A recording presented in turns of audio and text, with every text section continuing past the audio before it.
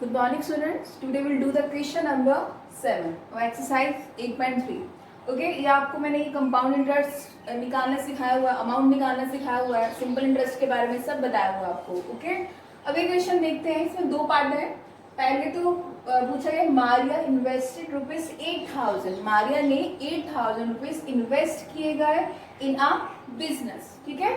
She would be paid interest eight 5% per annum. वो कितना interest ले रही है? 5% पर एनम कंपाउंडेड एनुअली. ये आपको ध्यान रखना है क्योंकि आपको मैंने ये सिंपल इंटरेस्ट में भी बताया था और इनका डिफरेंस दोनों का बताया था, सिंपल इंटरेस्ट और कंपाउंड इंटरेस्ट का, दोनों का कैसे निकालते हैं. अब उसके बाद ये कहा गया है फाइंड. ओके यहाँ पे दो पार्ट है. फर्स्ट पार्ट में बोला the amount credited against her name at the end of second year और दूसरा पूछा है द इंटरेस्ट फॉर 3 years. ये हमें दोनों पार्ट निकालने हैं. तो सबसे पहले हम कौन सा अमाउंट निकालेंगे? सेकेंड ईयर का. ठीक है.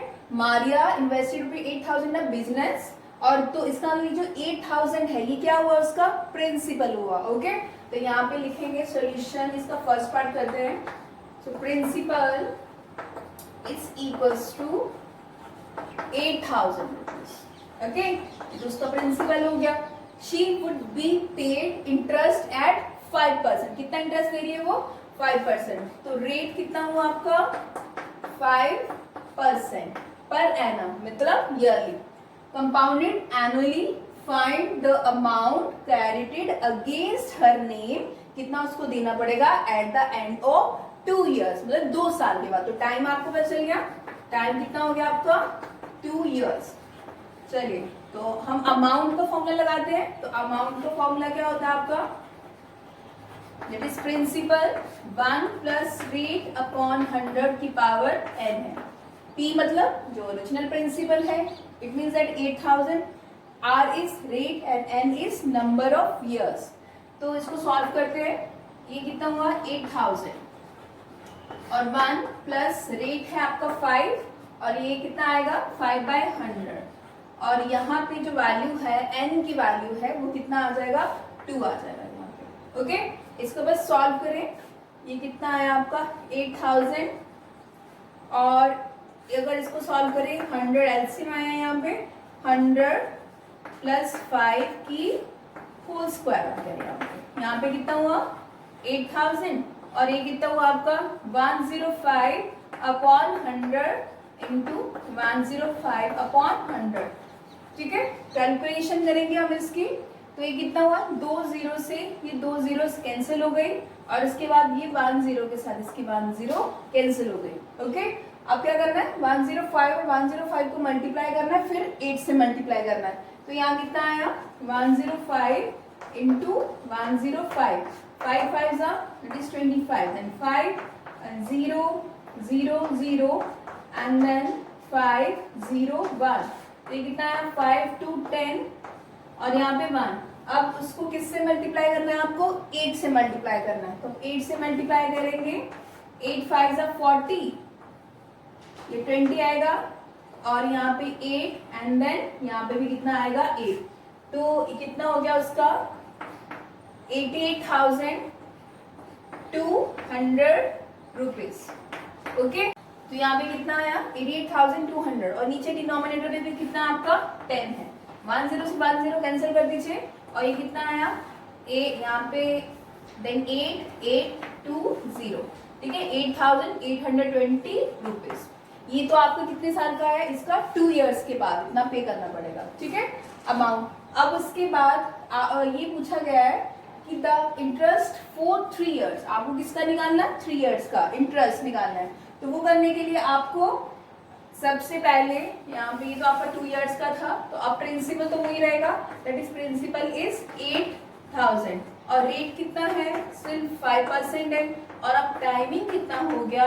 विच is equals to 5. That is timing कितना हो गया? 3 years का. तो सबसे पहले आपने 2 years का निकाला था. अब हम 3 years का निकालेंगे. अब इसकी कैलकुलेशन करेंगे हम. ये कितना हो गया? That is principal.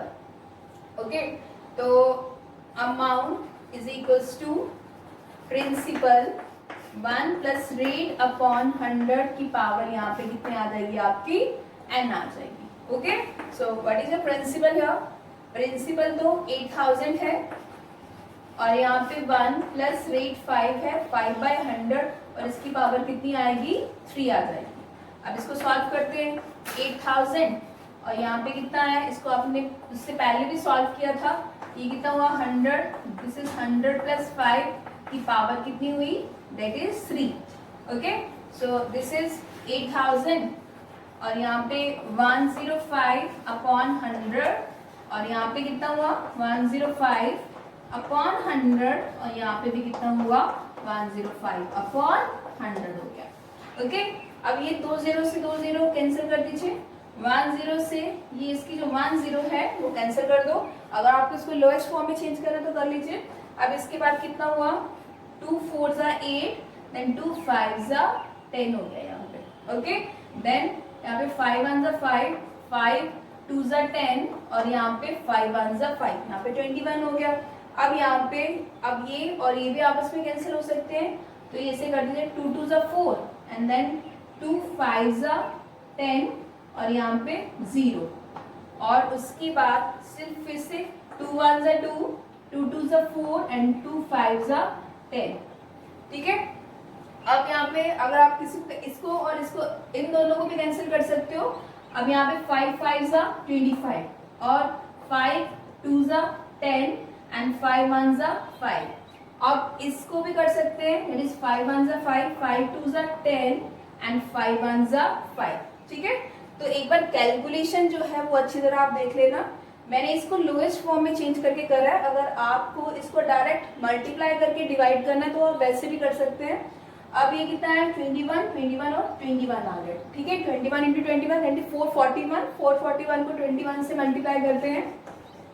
So this is 1 and 4 then 2 4 2 ज़ा 8 and then 4 2 ज़ा 8 12 and then ये कितना आया 9261। तो ये कितना आया 9261 रुपीज आ गया।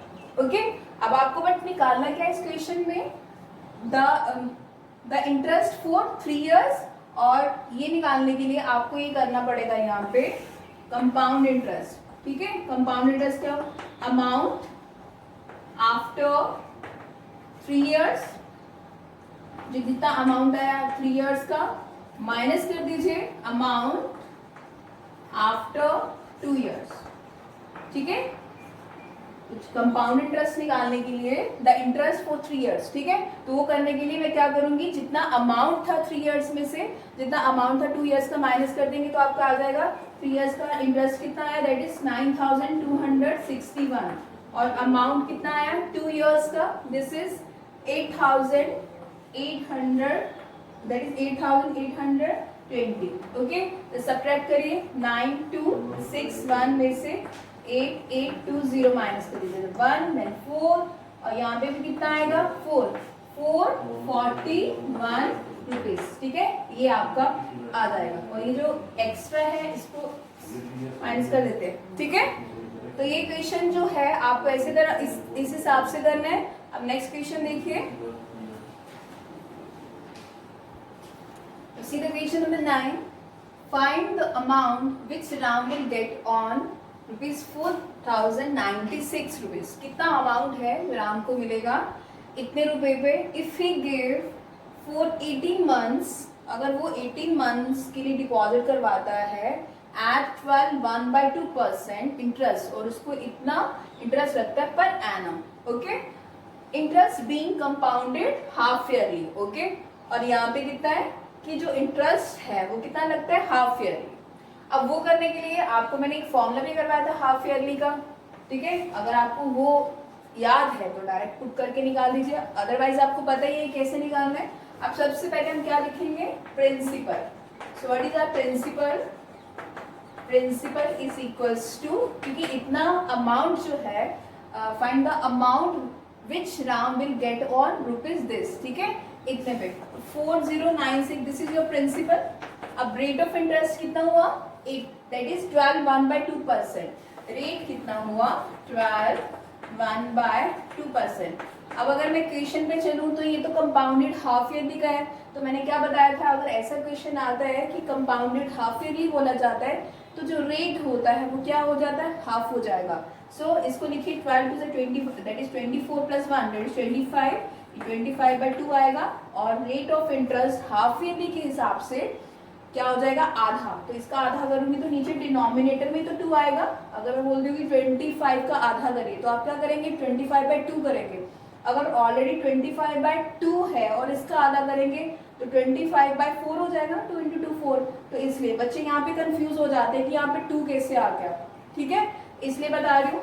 तो ये कितना हुआ आपका, दिस इज 25/4 और ये परसेंट। मैंने इसको क्यों करा, डिवाइडेड बाय 2 क्यों करा, क्योंकि क्वेश्चन हाफ ईयरली में था।